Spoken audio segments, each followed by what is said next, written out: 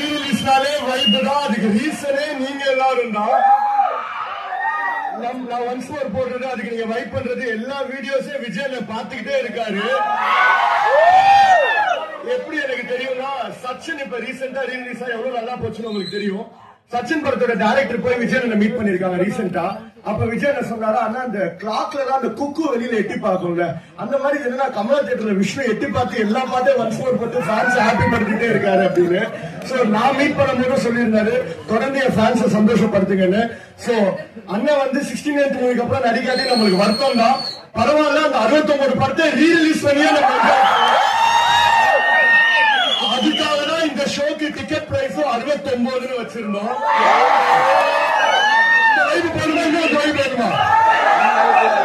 Dance ஆட ரெடியா வரும். ஏன்னா நீங்க என் மேல இவ்வளவு லவ் காட்டுறீங்க, நான் கொஞ்சம் லவ் உங்களுக்கு திருப்பி கொடுக்கணும்ல.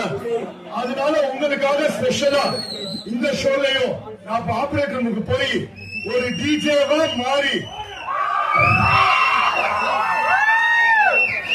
10 நிமிஷத்துக்கு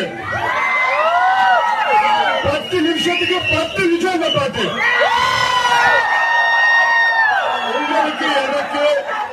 உங்களுக்கு எனக்கு எல்லாருக்கும் பிடிச்ச நம்மளோட ஃபேவரட் ஆலப்பாரா தமிழ்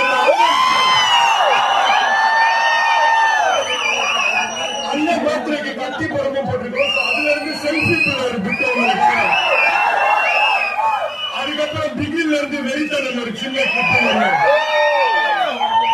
விசில் போது அதை பற்றி சொல்ல புரியாது ஜித்து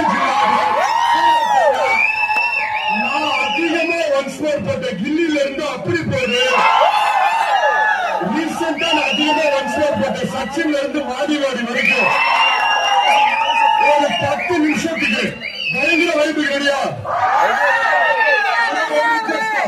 எல்லாரும் வந்து சார் ஓகேவா. நாளைக்கு ஒர்க்கிங் டே, காலேஜ் ஆபீஸ்லாம் இருக்கு. ஒரு 10 நிமிஷம் லேட்டா போனா பரவாயில்லையாப்பா சொல்லுவாங்க. 10 நிமிஷம் லேட்டா போய் வீட்லயோ காலேஜ்லயோ ஆபீஸ்லயோ